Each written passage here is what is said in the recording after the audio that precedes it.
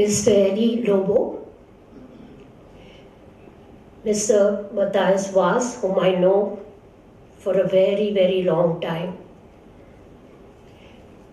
Mr. Florian Lobo, other office bearers of the Su-Raj party, the organizers, ladies and gentlemen.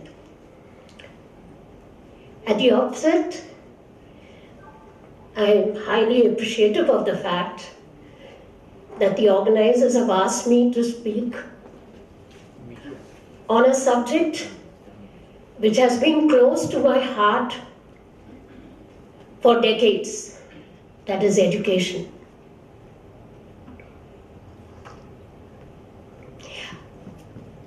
I have never claimed to be an authority or an expert on education. My only degree in education is the B.Ed degree. But what I say today is based on years of experience in the field of education as a student, as a teacher, and as an officer of the education department. I am glad that there is so much focus on education given to this in this convention, because to me, a lot of times it is money matters and it is not education and health which provides health, is able to give a sound body, and education a sound mind. Whereas we are all the time obsessed with a sound economy, which is wanted but should not be the core focus of us. Education has been described and defined and determined in a number of ways. Mahatma Gandhi said, if we don't have character, if education is not for molding of character, it is worthless education.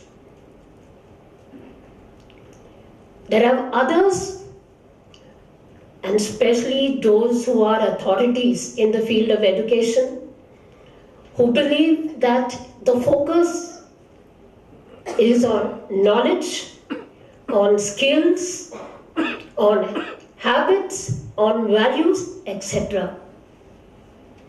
But to me, education is largely and generally connected with 3 H's: the head, the heart, and the hand.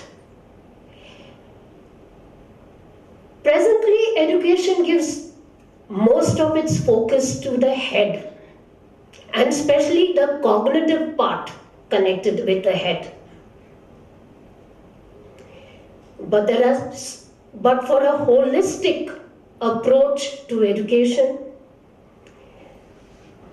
everything, all aspects connected with the head, with the heart, that is the values, particularly to be kind, to be generous, to be forgiving, to be humble, and the hand, these two take a back seat. It is the head that takes the front seat. Hand, very little. Hand is for creativity, hand is for skills, hand is connected with dignity of labor. Yet, ironical that it sounds from a former director of education, but this is the absolute truth. That the emphasis all over India, not only Goa, is on head and very little with heart and hand. In this entire gamut of education, At the center are the students or the children, the child. And the stakeholders are the parents, the teachers, and the government. In this order: parents, teachers, and government. The child in its early years is with, now today at the age of 2 and 2.5, the child is put to formal education, to school. But otherwise it used to be till 5 or 6, and should be actually till 5 or 6. Those first 6 years mainly with the parents, where he or she picks up the habits, learns of habits, values, and other things connected with the parents, including the roles that parents play at home and elsewhere. Children see what the father does, what the mother does, quite different roles. But my thing is whether there should be different roles. Though they are different sexes, but whether there should be different roles. Formal education begins today with pre-primary, but mainly it should be with primary, right up to the 12th class or 12th standard, where the child is provided knowledge. Here comes knowledge now for the first time, knowledge, including habits, values, and whatnot. And then higher education, which is a focus of specialization in specialized knowledge, but it really is not only the absorption or the acquisition of knowledge, but higher education is dissemination of knowledge, and above all, creation of knowledge. Higher education, colleges and universities should focus a lot on research. It should in fact start in the schools. In other countries, it has started in the schools, but not so in India and including Goa. Where does Goa stand in all this? In this brief talk, I have to be brief. I cannot be elaborate, but we get awards for education because the indicators that are followed at the center, at Delhi, at the central government, those indicators in terms of Goa does well. Almost 100% enrollment, good pupil-teacher ratio, majority of its teachers are females, relatively good infrastructure, and so forth. Yet, to me and to many of you, I would say, and again I repeat, at the cost of being repeating like a broken record, that it is ironical for a former director of education to say this, and I'll tell you why. Why we are unable to take it much further. Our report card would be average, or to me say average plus. But then we have amongst the states with very high literacy. Kerala has 100% literacy, but that is mainly Malayalam. Our literacy may not be 100%, maybe 90, maybe a little more, maybe a little less, but it is English. We have that advantage of high literacy rate, and that to English, which is internationally recognized. Yet it is just above average. And let me tell you why I feel so. If I look at the schools and colleges, as a student, as a teacher, and as an officer of the government, education officer of the government, are our schools and colleges centers of learning where a lot of activity should go as if it is buzzing? Like, even though it's not a packed hall, to some extent you have a feeling that there is some kind of thing happening here in this hall. There it is happening. But what is happening? The teachers, they concentrate only on the syllabus, on the textbook, and on preparing the students for exams. That is what is going. And where is learning? Where is learning? Where is the scope to think? Where is the scope to do? Very little. More theory, less practical.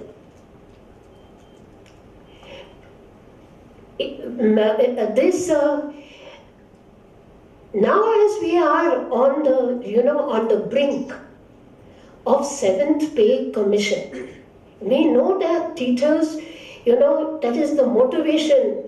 A good, financial security is the motivation. But the teachers, they need to, just like there is upgradation of the skills, they need to upgrade themselves also. I know teaching is not an easy job. Whereas a desk job, you can go through your work again and again and correct and make up. Teaching, you cannot make a mistake. Just cannot make a mistake. You should be an authority on your subject. You should be able to come down to the level of the students. You should be well prepared.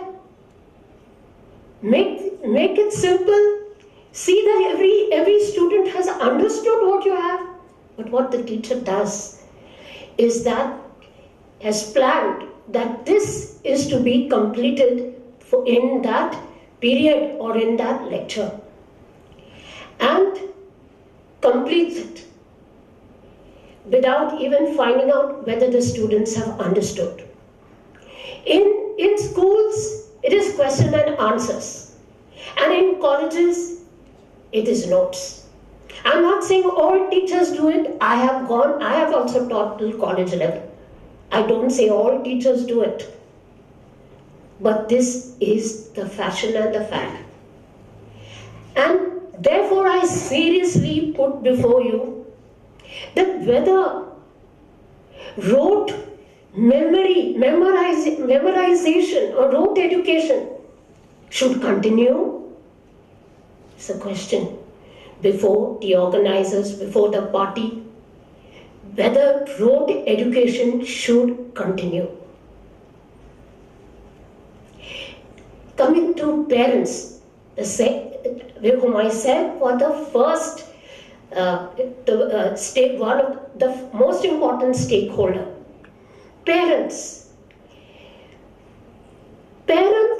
at pre-primary level, they're expecting homework when it should be completely play. Parents at high school level rely totally on the schools. I'm not saying all parents do that. I'm not making a generalization. This is the scenario, and it's the truth. Why is the child today, why is it that there is less love for learning? That is the crux of the thing. Education is learning. Why is there less love for learning? It should begin in the home, when even before going to school. So giving the children toys, never have books. Where is the reading habit? Where has it disappeared? See the libraries, they are empty. See the playgrounds, they are empty. What is it that is gripping the attention of the students? There are so many distractions. Peer group distractions. They get to all sorts of, some of them, I won't say majority, some of them get into all types of distractions.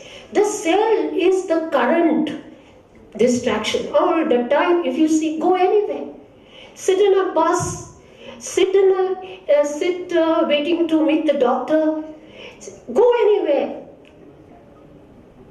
Even parents are doing it. By the way, Mr. Eddie Lobo, I go to diet clinic and that's why I lost 20 kgs. But I see them, I'm the only one with a book. Parents, elders, adults, I'm the only one with a book, waiting for my turn. Others are with the cell. If it begins with the parent, it continues with the students. The cell, the WhatsApp is the main, Facebook is the main attraction today. Most of you are parents. I am not a parent. Most of you are parents. And I am addressing you as the stakeholder. Please keep watch over your children. The company they keep, bad company, no. People choose the company they want. If that people choose it, they go into that company, they're lured, I disagree. They are lured into a company. For some, maybe once or twice, but then they know that it is bad company and they're out. So the issue is that the parents have to give a lot of stress on reading, on monitoring the studies of their students and not leaving it entirely to them, and especially about what they are distracted about or their friends and so forth. Parents play the most important role. It is they who should, you would say, who should be the ones to encourage learning, lifelong learning, from birth till death. Learn from a conversation, even from a peon. I learned so much from a peon in the education department. I was open to that. From any conversation you can learn. That may not be formal learning or formal education, but it is a part of education. It's very significant to give importance to education.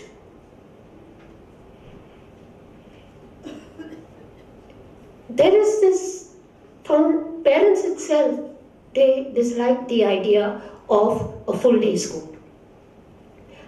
I am a product of full day school all the years of my school days, all the years.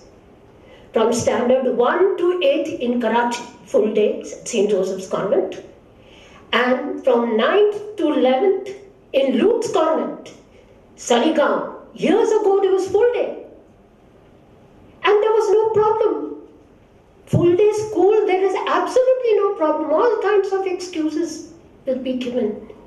I'll tell you, part of the distraction is the half day.